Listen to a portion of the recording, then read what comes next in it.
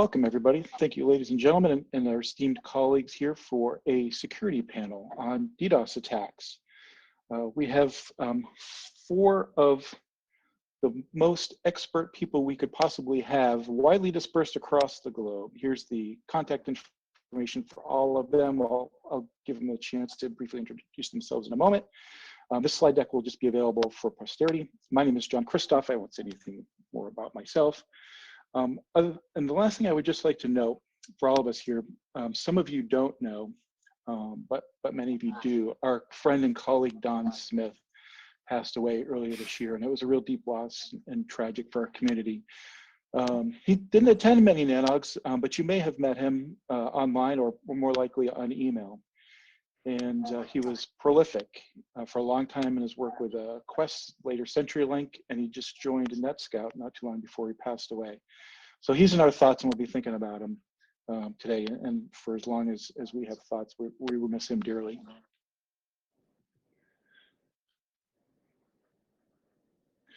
So with that, let me introduce our esteemed colleagues here. In alphabetical order of the last name, we have Carol Bitter from Spam House. We have Roland Dobbins from NetScout, Damian Mencher from Google, and Allison Nixon from Unit 221B. Maybe if I could, maybe just give each of you about 30 seconds. You're all kind of located across the globe, I think. We have some folks from Europe and Asia, West Coast, East Coast. So we'll start with you, Carol, if you just say hi for about 30 seconds and maybe briefly introduce yourself. Sure, yeah. Hello, everyone. My name is Carol Bitter. I've become by accident the sort of point man for anything DDoS related when we get attacked again. So I've over the years built up a fair amount of experience in dealing with them. Even though I'm not that much of a network technical person myself, I know just enough about it to get the people who actually know about it involved and start to fix things. I think we could all say roughly the equivalent thing. Roland? Hi, I'm Roland Dobbins with NetScout. I'm a network engineer by trade, but kind of got pulled into the whole DDoS thing about a quarter of a century ago, because when you design and build and run networks, you also need to keep them up and running, hopefully, and available. Quarter of a century, that's about when they started. I don't know, is that a coincidence or not? We'll see. Damian, would you say hello? Yeah, I'm Damian Mencher. I've been at Google for 15 years now and been responsible for DDoS mitigation at Google for basically the entire time I was there. Now we're sort of expanding from defending ourselves from attacks to also defending the rest of the world from outbound attacks from our cloud customers. So yeah, it's been an interesting journey. Well, we all appreciate that. Allison? Hi, my name's Allison Nixon. I'm the Chief Research Officer at Unit 221B. I'm more on the investigative side. I've been looking at threat actor communities and all the different kinds of attacks that they do, and that includes DDoS as well as fraud and other things. Okay, well, welcome again to all of you. And I think 2 of you, if I'm not mistaken, Carol and Allison, would be technically your first NANOG that you're participating in? Is that a true statement? I'm not sure. Maybe. Maybe. Okay. Well, welcome nonetheless. And I know Damian and Roland have both been involved in the past. So in about 60 seconds or less, it's the first shot out of the cannon. And again, I'll go in the same order. Tell us, the audience, and perhaps the most memorable or perhaps an event related to DDoS attacks for you in your career. You don't have to describe the whole attack or in detail, but what is it when you think about DDoS attacks? What's sort of strikes in your memory about the memorable events? Carol? For me, that would be the series of attacks in 2013, where something that I never thought I would do in my life was make the front page of the New York Times, and that made that happen. And I don't think I'll be able to top that anytime soon. I hope not. Roland? Well, this probably takes us back to the economic doldrums back in 2001 after the September 11th attacks, and into early 2002.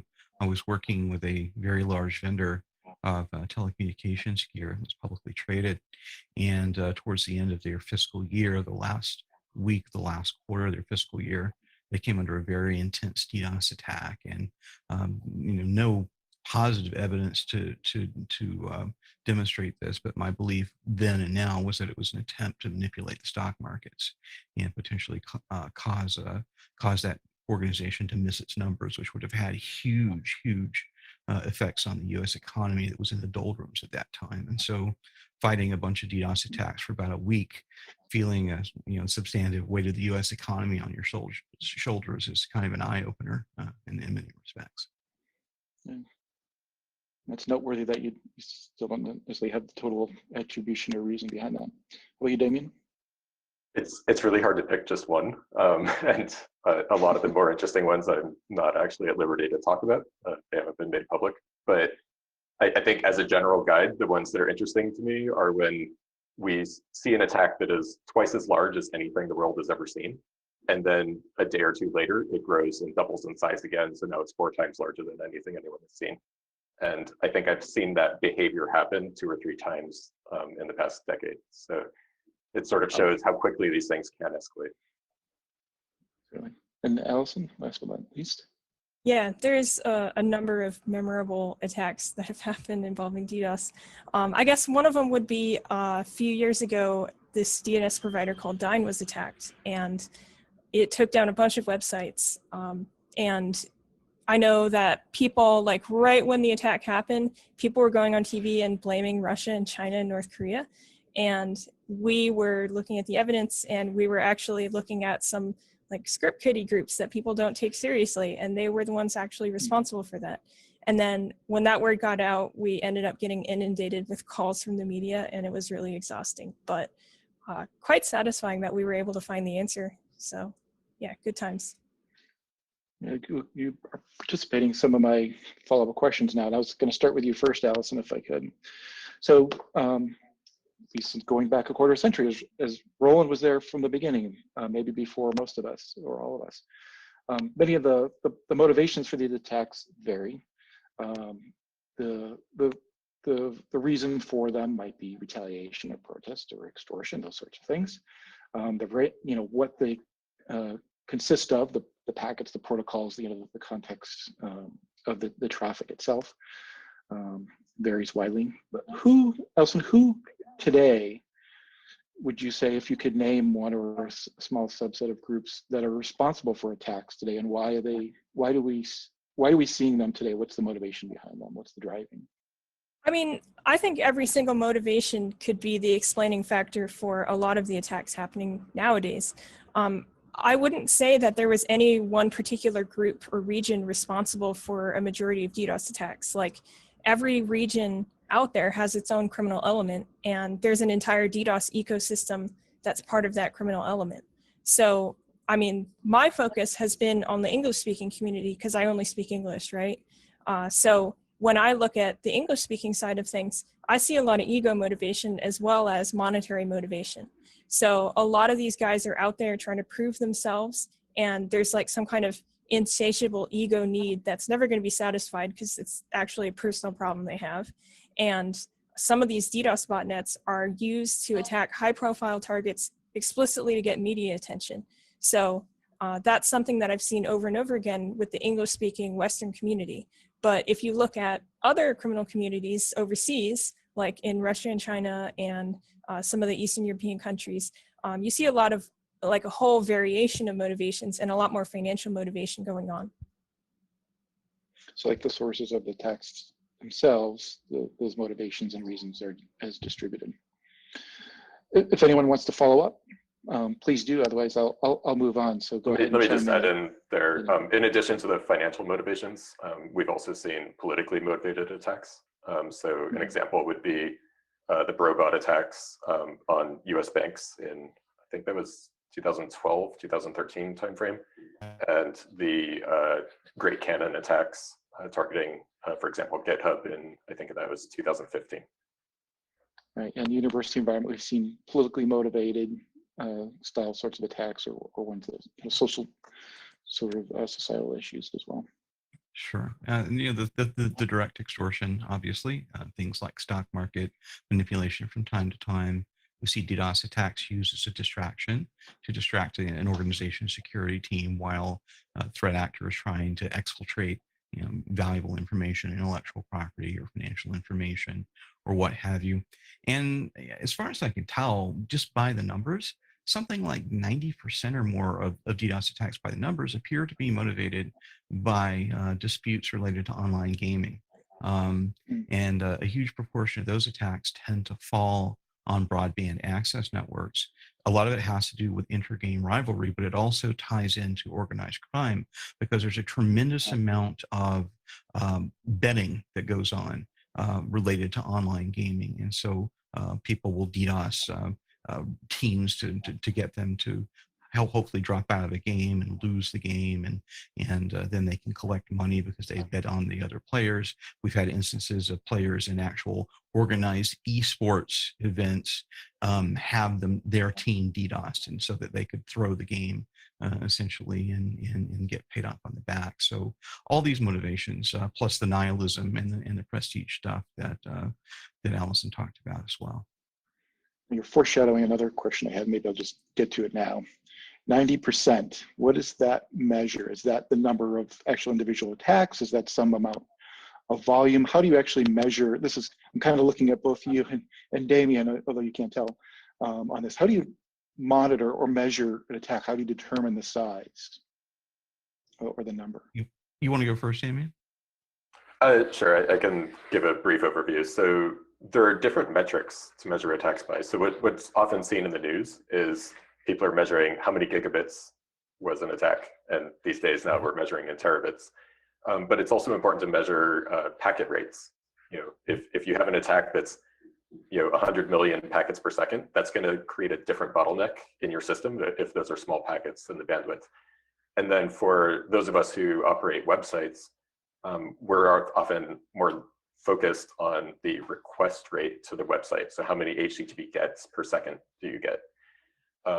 And so each of these need to be measured independently and tracked independently. There are obviously other measures to consider as well, depending on what your constraints are. But the challenge that we often see in measurements is that if you did not successfully mitigate the attack, then you probably don't actually know how large it was. So, if, for example, if you say that an attack saturated, if you have a 100 gigabit link to the internet and it saturated your 100 gigabit link, you don't actually know if that attack was 101 gigabits or a terabit. And so that's a challenge where the numbers that we're seeing now are basically only produced by the largest players who are actually capable of making those measurements.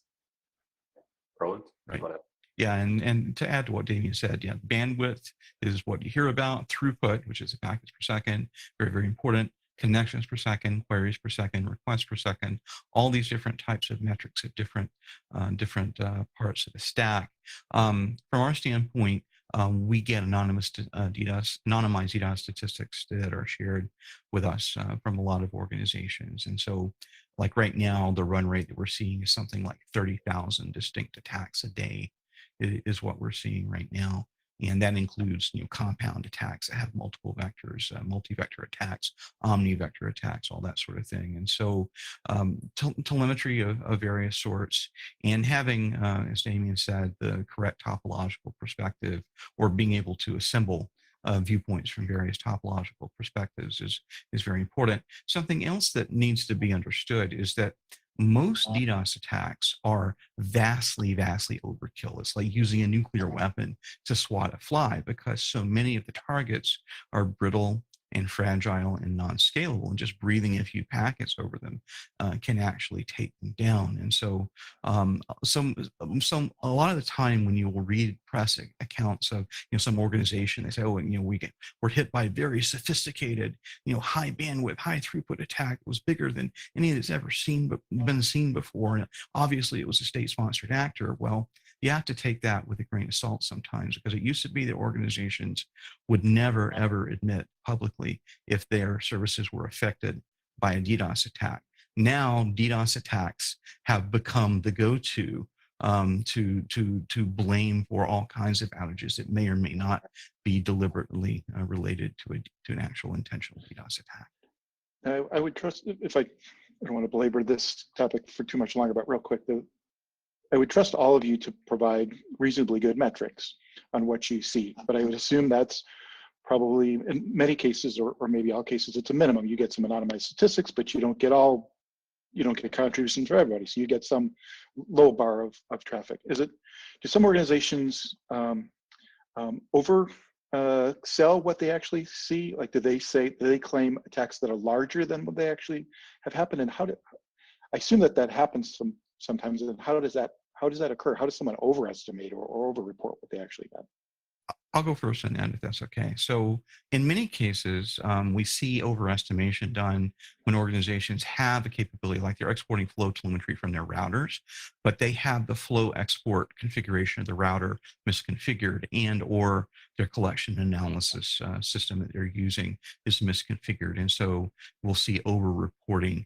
Or if they're using other forms of telemetry, SNMP, what have you, they'll have counter route or these types of things. And so that is a motivation, or not a motivation, that is an explanation for inadvertent overstatement sometimes. Motivation might be that they want to oversell and say how great they are at defending it, I presume. Sometimes, other times we see organizations end up getting hit by attacks that, quite frankly, if they had a reasonable internet security posture with reasonable degree of resilience, they wouldn't normally have been affected. And so we'll see sometimes some exaggeration, whether deliberate or inadvertent. I'll have to leave it to others to judge. But it seems as if perhaps they're trying to overstate the severity, the sophistication of the attack in order to perhaps make up for the fact that with a little bit more preparation, that they might have been able to withstand it. And that's the number one reason that DDoS attacks succeed, is due to the lack of preparedness of the defender. Okay, I can move on to my next question. It was directed at you, Carol. One of the things, and this of course had to come up, is one of the things that seems to plague us since the beginning is the ability for some networks to be able to source address spoof, and that may have not been behind some of the attacks that you've experienced. There's been long number of talks and posts on lists and people exclaiming about how we need to solve this problem, get everyone to put in their anti-spoofing filters and do all this source address validation stuff. But 25 years and counting, we don't seem to be completely all the way there. And one might conclude maybe we will never be. So maybe instead, there's been some anecdotal evidence that it's not all the networks who are capable of allowing sourced addresses out of the network that are actually conducting these attacks. It seems to be a small subset of them that are actually facilitating them. Would it be better, or would it be worth shining a light on those specific networks that seem to be facilitating these attacks specifically? And how might we go about doing that? Yeah, I think that would definitely help. It's from the experience that I've had, it is definitely true that there's often when there's spoof traffic involved, you can trace it back to if you can trace it back. I mean, this is a big if, and that's a problem by itself, is that it's often takes too much time and too much effort and too much is depending on who's being attacked and who they know to be able to figure out where it's coming from. If you're talking about tracing back the spoof traffic, I'm sure that Damien has plenty of stories about that.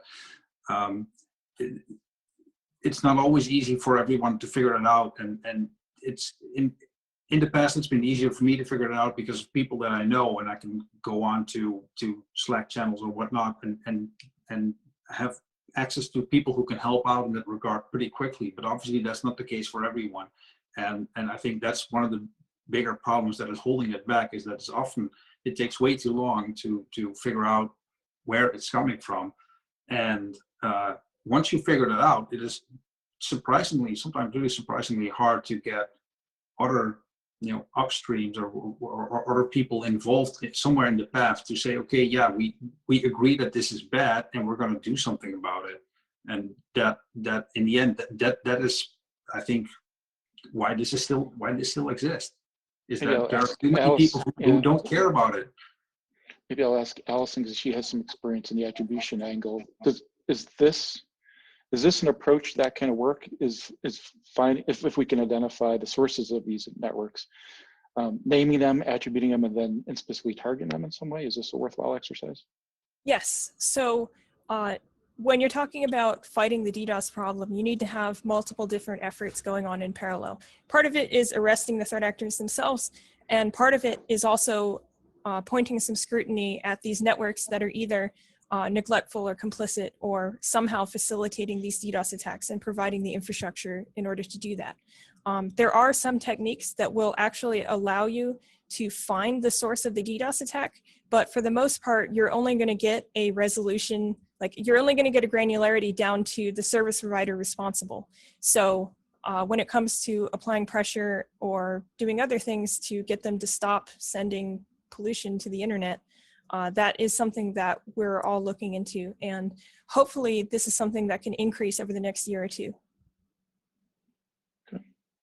I want to mention, like I gave a talk at a previous NANOG about how to do this traceback and you know, the fact that transit providers are able to stop all of this if they wanted to, right? They have to be convinced that it's in their business interest to stop these amplification attacks. But it's also important to keep in mind that there are multiple types of botnet, types of attacks. So even if we do, source address validation and solve that problem completely, there will still be botnets of IoT devices out there. So it's not a complete solution, and I think it's important to keep that in mind, that there are multiple types of attacks. You people are really good at anticipating questions that I have. The audience should know I have not given them the questions I was specifically going to ask, just some general themes or topics. But I was going to ask one of the next questions to you, Damon, was I don't know that we necessarily include Google as a backbone provider per se. So whether we do or not doesn't necessarily matter. But my question to you is, what is it that the backbone providers, the transit carriers specifically, those, if you can think of the center of the internet, if there's such a thing, what is it that they ought to be doing or could do? How could they be helping us do this? Because you often hear a lot of times is they're transiting traffic, they don't really know about an attack until they get contacted by somebody because they have so much capacity it almost doesn't register on their radar. And so they don't maybe necessarily have an incentive or even the insight to know that this is a particular problem. What should they be doing, if anything? So a simple thing would be to look at their flow data. So presumably for whatever purposes, either managing their network or billing purposes, they're collecting some level of flow data from all of their peering links to their customers. And if they look at that flow data, they will see that there are certain interfaces that are completely dominated by traffic that is UDP, NTP traffic only. It's like 100% NTP or 100% DNS, or maybe it's 100% SYNs. And if they look at the source addresses on those, their router will tell them what is the source AS. If they see a single interface that is sourcing 1,000 ASs and is not a peering exchange or a peer transit provider, then that's extremely suspicious, right? There aren't very many customers who have a cone of 1,000 ASs. So this is mostly a matter of just being able to look at their flow data and then take action on what they find. Okay. Sounds like very good advice. If I could add something to that. Yeah, so what Damien's saying is correct. Flow telemetry at all the edges of the network where packets ingress the network, collecting and analyzing that. There's tons of open source tools, there's tons of commercial tools that allow that to happen. A big problem that we have is, number one, a lot of networks simply, even in this day and age, they don't have flow telemetry deployed at the edge, right? So that's problem number one. Problem number two is, even if organizations do in fact have flow telemetry exported from their edges and they have some kind of system to collect and analyze that flow telemetry, having the skills and experience in understanding the importance of being able to do this is not nearly as widely distributed as we would like it to be. In point of fact, the people who have the skills, experience, and motivation and ability to perform traceback on networks on the internet as a whole is relatively small. It always has been, and it still is to this day. And so this is something that is a perennial problem. And even if a particular organization has some people who are in the position to do that, they have the tools and the technology, they can perform traceback, their ability to perform traceback, of course, ends at the border of their network. There is limited to their span of administrative control. And so doing this, multi-hop by multi-hop by multi-hop, as Carol had indicated earlier, can be very tedious and time consuming. It's a difficult problem. It's a skill set problem. The technology is there, but it always can be improved. But the main thing is the motivation to understand it. And even though back in the earlies, we would have ISPs who deliberately did nothing about DDoS traffic, whether it was spoofed or whether it was non-spoofed, because they were making money billing for that traffic. We had a period starting in the early aughts to the mid-teens where there was greater awareness and we didn't have that. But I've been running into that again recently, working with some organizations to try and get some attacks traced back, where because of the current economic situation that we're in, that some operators are not necessarily as highly motivated as one would like to trace back spoof traffic and attack traffic that's not targeting them directly or their infrastructure directly. And that's, again, a perennial problem. So one thing about the experience and expertise in order to trace back traffic and prevent DDoS attacks, I mean, when we're dealing with DDoS, this is an ever-growing problem, and it always will be. The numbers will always get bigger. And I seem to remember a few years ago, quite a number of networks that normally would ordinarily say they don't have the ability to do this or that, suddenly gained that ability when Memcached hit the scene and the outbound attacks were taking down the networks sending those attacks. And then all of a sudden, a lot of expertise came out of the woodwork very quickly. I was very impressed. Oh, that's true, and that goes back to the motivation. Are organizations motivated to do something that is not necessarily benefiting them directly, but is benefiting the internet as a whole, or do they only really step up to the plate when they are directly affected? That's an excellent point, Alice. Ava, my next question was actually for you, Roland. So if you need a quick drink of water, go ahead and take it. Okay, go ahead. This is in the tool, and I guess in the tools and the mitigation solution theme. Mm-hmm. DDoS mitigation providers. This is something a lot of people, particularly in the industry of universities, have large bills where they'll pay for a service that rivals their internet connectivity in many cases. What are these things? How do they work, and who needs them? Sure. So there are basically two and a half forms of DDoS mitigation capabilities that you see, broadly speaking. You see organic on-network DDoS mitigation capabilities where an organization has its own ability to detect and classify and trace back and mitigate DDoS attacks.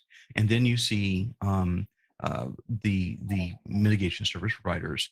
Sometimes those services are provided by the upstream transit providers who sell transit to those organizations, and so they can also mitigate the attack traffic. And then there are also overlay providers who may be topologically distant from the organizations that they're protecting, but who also have the ability to divert traffic going to those organizations and then clean out drop the bad traffic on the floor and then re-inject the good traffic. And it's typically done via routing, via BGP.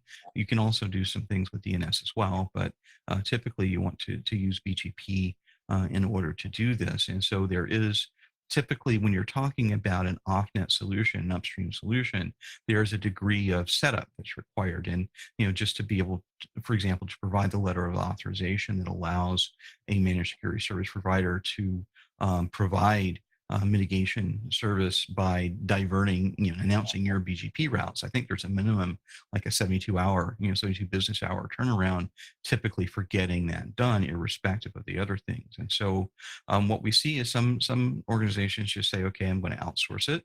We see, especially here in Asia, some of the financial online financial oriented organizations like banks and stock exchanges, some of those actually pay for 24/7 upstream mitigation because they don't want to they want to minimize any downtime that they experience, and they want to outsource it all. Other organizations do it all themselves and only reach out when they need help. And so there's a variety of ways that this is done, and a variety of, like you said, of levels of investment and pricing that is involved in many cases. With the deployments sort of ramping up with route origin validation using the RPKI, is that causing any problems that you've seen, any of you, for doing this DDoS mitigation using BGP? Not yet for me, but Maybe a it's research something question that then, we're okay. keeping. Yeah, we're keeping our eye on it, obviously, and it's very important. I mean, RPKI is extremely important, and we want to see that rolled out universally, right, to help fight the risk of BGP hijacking. And so it's very important that we make sure that providers who are doing DDoS mitigation and doing BGP-based diversion are in fact doing everything required to implement RPKI so that they can divert those prefixes that they have permission to do so, and that's seen, in the RPKI infrastructure. It's probably worth highlighting, the reason we're so interested in RPKI is, BGP hijacks are another form of DOS. It's not a DDoS. Right. It's very different from everything we've looked at, but we've also experienced outages because of those types of events. Yeah. Interesting. Carol, what from a customer perspective, if I could classify spam as I think as a customer more or less of network services, for like the scrubbing and those sorts of things, like the DDoS mitigation services, what do customers need to know about this sort of stuff before spending a lot of money on someone scrubbing your traffic, helping you deliver traffic? Well, definitely one of the things that Roland mentioned earlier is there's a lot to be gained if you're prepared in a good manner. I think more than half of the match is making sure that you can be attacked, where you can be attacked, what sort of things to expect, because that'll definitely inform how you're going to deal with any sort of mitigation that you might acquire or buy or rent or spend money on, or even time and resources on. Another thing I think that's important to spend some time on is figuring out what normal traffic looks like. And something that we run into every now and then is that, one of the things that we have many servers at many different ISPs all over the world, and most of them will get a fairly good number of DNS queries on a regular basis, because that's the normal traffic. But almost on probably not a weekly basis, but certainly monthly basis, we'll get alarms from one of these places saying, "We think you're under DDoS." No, this is our normal traffic. This is just, we get a lot of DNS queries. Other people get a lot of other traffic. We just get a lot of DNS. And just the fact that we're getting a couple of thousand queries on one machine per second is not really, for us, that's not a concern. That's just normal. But they have something in place that'll alert someone that this is an attack. This is not normal. So I guess that you need to know what your normal situation is, because that'll obviously also play a part in when you want to raise the alarms. Yeah, this question to all of you, and if you I think are able, or if you're willing to field it. I've noticed this myself, no doubt that all of you have as well, especially when an attack is ongoing and it's significant enough to be noticed by lots of people. Reports in the press start to go out, maybe the tech press, but sometimes national media, global media. And oftentimes that press isn't so great at describing what's actually happening. The details are often incorrect, sometimes mildly so, other times wildly so. And it's in my experience, I've seen this in my own experience back when I was with Ultra, the people who are commenting and providing being a source for information for these reports don't always have an inside knowledge about what's going on. So this seems to be somewhat of a problem, not just that the reports are inaccurate and then you have to address and correct those reports, but there's also an unwillingness by some of us, perhaps, to talk to the press. So what advice would you have, both for technical people? Should we talk to the press? How should we talk to the press? Who should talk to the press? What should we say? And if there's any advice you have for the press, what would that be? I'll go first, I guess. Okay, go ahead, Alison. Yeah, so this is something that I've had to deal with a lot, actually, because in the capacity of my job, I media interaction is part of my job. So that could be either on background where my name and company is not mentioned at all, or where I'm actually quoted and my name and company is mentioned. So for tech people, just keep in mind that there are multiple ways that you can interact with the press, and it doesn't always mean that you have to be named and outed. That said, you need to have trusted contacts because not all journalists are going to treat you very well as a source. So keep that in mind as well. But one of the things that really irks me when these high-profile DDoS attacks happen is that there are all these charlatans that will get on the TV pretty much immediately and say their opinion about what they think it is. These people are not involved in the investigation. They're not part of the victim company. They're not part of any company monitoring it, and they don't have any credible knowledge about the event. But still, they are the first people and the most willing people to go on TV and spew something to fill content out. And it seems like one of the societal problems we have is that these news media just need to fill out content, and they don't really care what kind of slop goes into the pig trough. So, I mean, that's part of the problem. And I mean, when you are hours into an investigation, you don't know who did it. You don't know if it was Russia or China or the basement hacker, you know, you just don't know. And even when you find out, you're not going to broadcast it to the media, or at least you shouldn't. You should be working with law enforcement, working with the victim, doing what you can to mitigate the harm and prevent any ongoing campaign that might be happening. So, I mean, you got to be responsible with that, right? But keeping that in mind, I think it is important for people in our industry to do what we can to make sure that the media is accurate. And even if it's saying like, we can't disclose it now, we can't say anything right now, or even saying it's impossible to know right now, that's sometimes better than saying nothing. Because, I mean, this is the only way that you could prevent the charlatans from spreading disinformation. My worst nightmare is if some kind of attack happens and the charlatans go out and say nonsense, and then actual people in the government take action based on that nonsense. That's my worst nightmare. So, yeah. I was hoping maybe we'd find a topic that you'd have an opinion on. So if you found it. Anyone else? I'd like to add something. Go ahead. Yeah.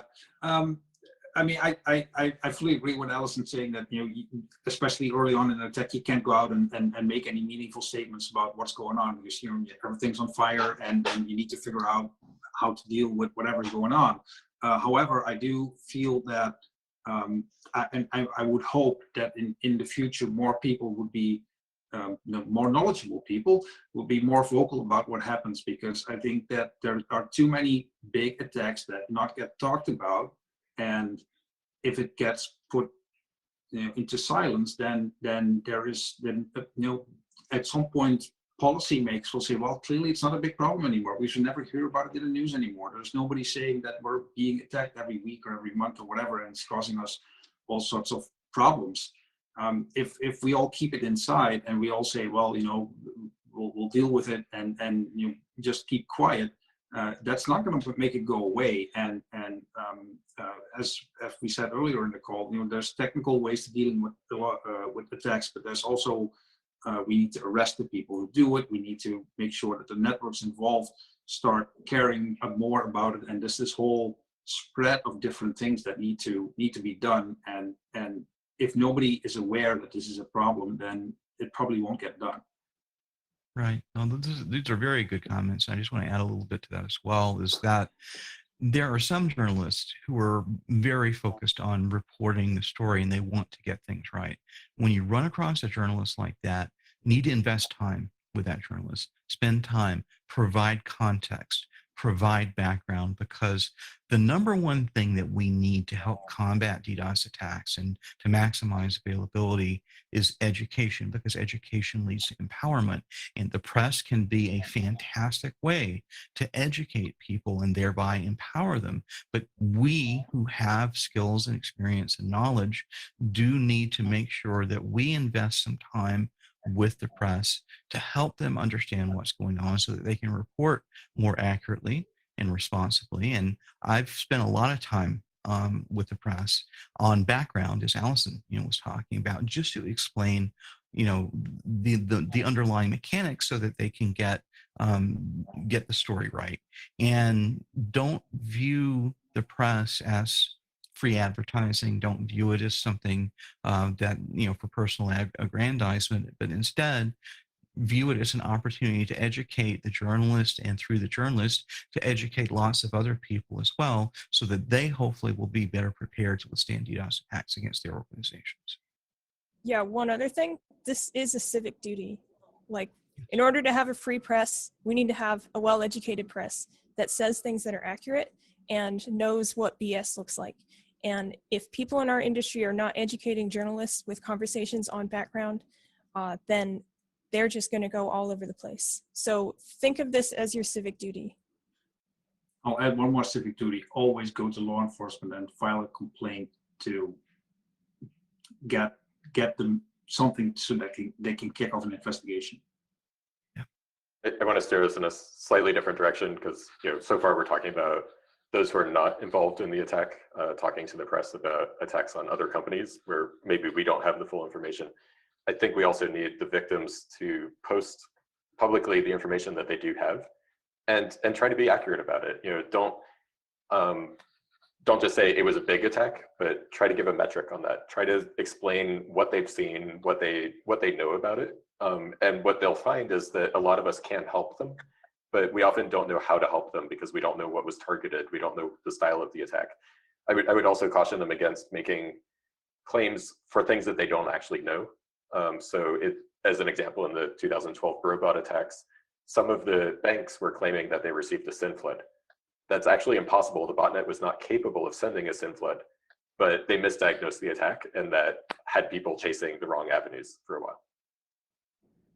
This has been a fascinating discussion. I'll maybe add one thing. I think I'll be at liberty to make this statement. All the contact information for all these folks were on that slide that you'll have for reference later. I don't think any of them would mind if you ask them a question about any of this stuff, and I'm sure they're happy to take 5 minutes to respond to you. They won't give you free consulting necessarily, but I'm sure they'll be happy to respond to a couple of quick questions.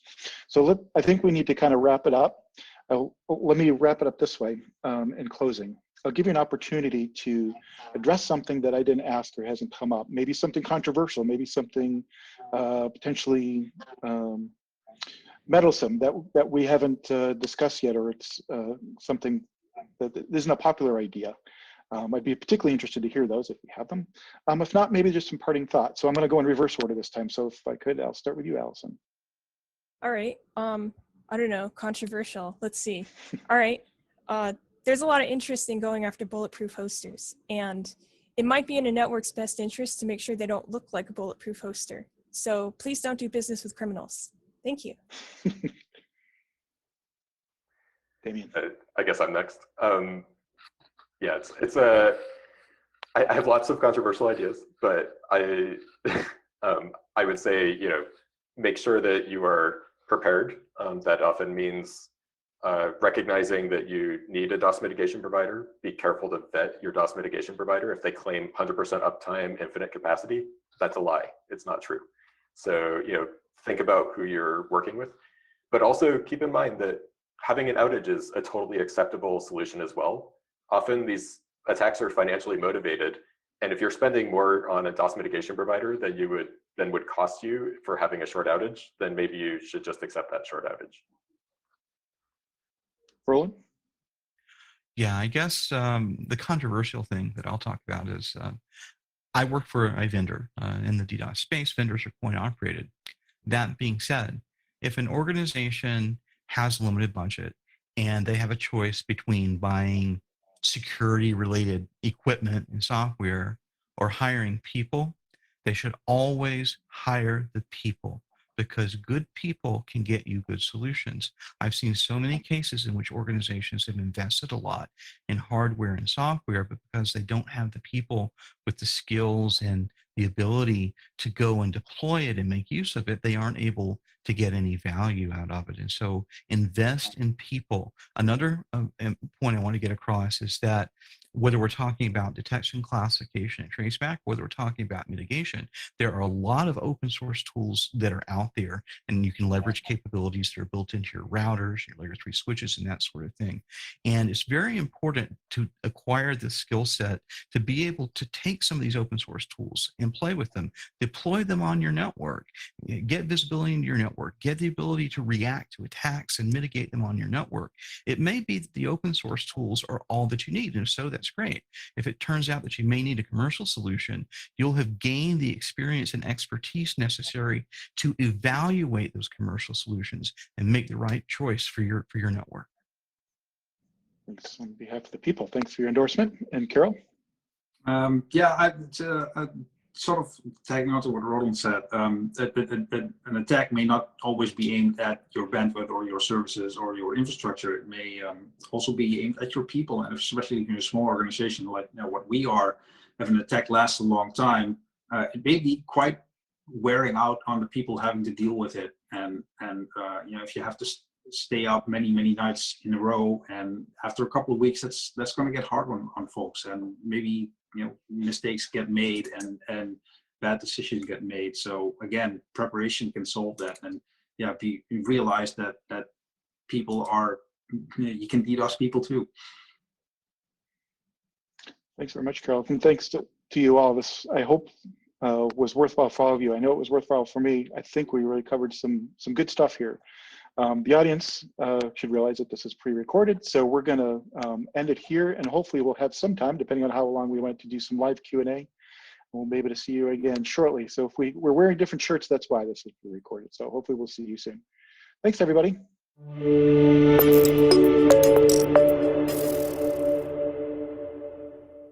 Great talk. We'll now have a live Q&A, and our first question is from Jordan Satando.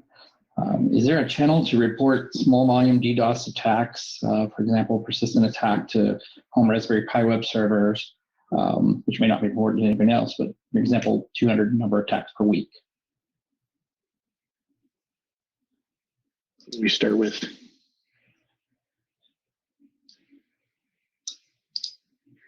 I think we have our answer.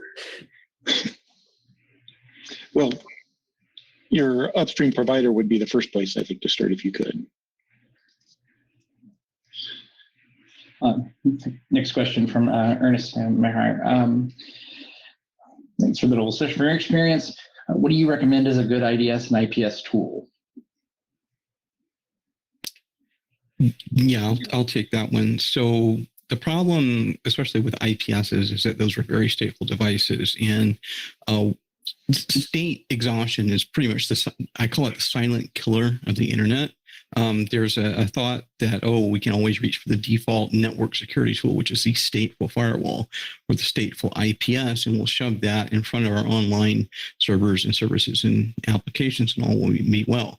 That's not the case. In point of fact, you typically end up making anything behind a stateful device more vulnerable to DDoS attack than it would be if the device were not there. So IPS really doesn't have a role. You can use an IDS on a tap if you don't have any other form of network visibility. And some of them have the capability to detect and classify some types of DDoS attacks. What you're not going to get is trace back to the actual ingress routers and the ingress interfaces on those routers where the traffic is coming into your network. For that, you really need flow telemetry exported from the routers themselves. Next question, Blake Willis. Do you have a vague idea of the percentage of DDoS attacks that are actually reported to law enforcement agencies? Does anyone else want to take that? Yeah, I'll just jump in and say I expect it's extremely small, like minuscule. Part of the challenge here is what even classifies as a DOS attack. One of my standard rants is that it doesn't make sense to count how many DOS attacks there are. Going back to the earlier question about an attack on a Raspberry Pi, like it's so small that it's not clear if that was a single user attacking it, or if that was legitimate usage from a large number of users. And so, without even being able to count how many there are, it doesn't really make sense to ask what percentage are reported, but I think it's pretty small. Yeah, I'll quickly add something to that. Having filed a whole bunch of reports with the police myself for a number of DDoS attacks, one of the issues often is that you need to prove that something bad has been done, and that you will need to get people who are not always technically very skilled in this particular area to care about the fact that you've had some sort of loss in, maybe a monetary loss, maybe some other kind of loss, and that, this is a real problem, and the process can be so tedious that a lot of people say, I'm just not going to deal with it, period, and that is a problem. One of the things that Roland mentioned was a lot of these are game-based attacks, and they last very briefly, and so they're probably over and done with before you even know it was an attack. And then there's the trouble if you report an attack and it's not actually an attack. That I don't know how much that happens, but I know that happens occasionally as well. No one wants to be that person.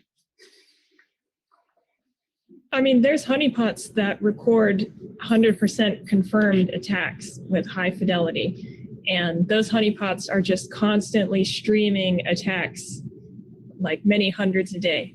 And there's no way that any significant percentage of those turn into police reports. Yeah, it's minuscule. It's 0.0000 how many zeros you want to add percent. And typically, the ones that do tend to get attention are those that are high profile, high impact, and that typically involve some kind of measurable monetary loss that meets a threshold that the responsible law enforcement agencies in a given jurisdiction actually have for taking cases. And so this is why it's really important, if your organization is impacted by a DDoS attack, you need to save all your telemetry, all your data, your logs, what have you. If you have inside counsel, consult with them. If not, engage outside counsel. Understand which law enforcement agencies have jurisdiction over this sort of thing where you are, and what their thresholds for reporting are, and make sure that you can add up and justify how much it cost you, and then go and make your case if you're doing this exercise. Sorry, Roland, if I can belabor it one more moment. From the law enforcement perspective, they often know about a lot of these attacks too, as Allison suggested. They even have access to some of that data. But imagine if you're law enforcement, what do you do about all those? You just simply do not have the resources to actually do anything with that amount of traffic. So you also have to limit what you actually will go after. Sorry, Jason, go ahead. Next question from John Derpino. Can you elaborate on the process for engaging law enforcement after an attack? Yeah, I think we kind of talked about that just now. Go ahead, Allison, sorry. Yeah, a little bit running to get yet, but yeah, fair enough. Yeah, so you as an organization, wherever you're based out of, you should at least have some kind of relationship with law enforcement already existing, just so that you know who to call. When you make that phone call about a DDoS attack happening against you, it should not be the first call you've ever made to law enforcement. The problem here is that technical skills are required in order to investigate technical cybercrime. Like, in order to figure out who did the DDoS attack and prove it in court and things like that, it requires technical skills, and not every member of law enforcement has those skills. So if you are working at a company and you're highly likely at some point over the years to need to report a cybercrime to law enforcement, you should try to locate the individuals and the units that would specialize in that form of crime. So yeah, the relationships are important at the local level in whatever country you're in. And just familiarize yourself with the reporting mechanisms that are in your country. Like in the United States, we have IC3.gov. That's kind of like a general pile of cybercrime reporting that's accumulated over the years. But there's other places to report as well. Like if you have like different kinds of cybercrime have their own like agencies almost. Like for child abuse material, there's NCMEC, things like that. So you should familiarize yourself with that. Sure. Next question, Matt Pitek. Any ideas on how DDoS mitigation request cleansing businesses can survive in a world which BGP path validation becomes a reality, preventing upstream data redirection? When we get to that point, I think we'll let you know. Yeah, number one, that's a good problem to have, and number two, I mean, we have a process that works today, with getting letters of authorization and registering, and peering DB and so forth, and having proxy objects and things like that. Is going to be a necessity for that to be able to take place within the RPKI context. And it is something that is important and that has to be done. It's also important to understand that from a DDoS mitigation perspective, you have two types of providers. You have those that are large transit networks that actually provide mitigation, upstream mitigation for their customers, and then you have the overlays, right? And so I think it's the overlay providers that would potentially be the most impacted by that. But a solution is needed, and I believe that one will be found and implemented. Sure. Last question, Javier Gutierrez. Any example of open source tools? Damien, you want to go first, or? Are we talking about open source tools for attacking or for defense? I think for detection, classification, traceback, and mitigation. Yeah. So yeah, in terms of detecting stuff, I primarily focus on flow data. So whatever tool you want to use to analyze your flow, that's going to be giving you the best insight into the type of traffic coming in, and it's at the edge of your network where you have sort of the best management of that. So that's where I would lean. But I don't have any specific tool to name. Sure. Yes. NFSun toolkit is a popular one for open source. Yeah, and that one's been around for a long time. PM account is really good as well. NTA, NProbe. There are a number of open source tools, and you can find those, leverage them from a DNS standpoint. If your DNS servers recursive and authoritative, if they support DNS tap, for example, which is actually a way to be able to log DNS queries and responses without bogging the servers down. With syslog, you can get there's open source tools that will read and analyze that as well. You can get more information on that at dnstap.info. The flow telemetry is absolutely fantastic macro analytical tool. It scales. You also need the micro analytical as well.